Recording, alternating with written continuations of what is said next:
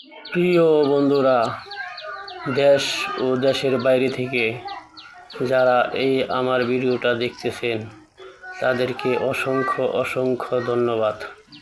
তো ভিডিওটা দেখতেছেন আমার হাঁসগুলো দেখতেছেন ওড়াউড়ি করতেছে। এখানে পানির ট্যাঙ্কি আছে, পানির ট্যাঙ্কিতে নামতেছে না, কারণ পানি দেখতেছে ঠান্ডা কি লাগে। তো সকালবেলা, শীতের সকাল, পানি অবশ্যই ঠান্ডা থাকবে, যার কারণে নামতেছে না। তো প্রিয় বন্ধুরা, আপনারা সবাই হাঁসকে শীতের মধ্যে অবশ্যই অবশ্যই থাই ওভেন ব্যবহার করবেন।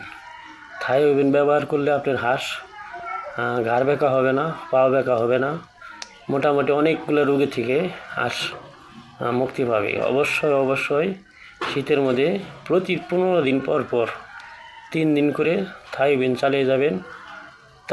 তাহলে আপনার হাঁস সুস্থ থাকবে, সুন্দর থাকবে।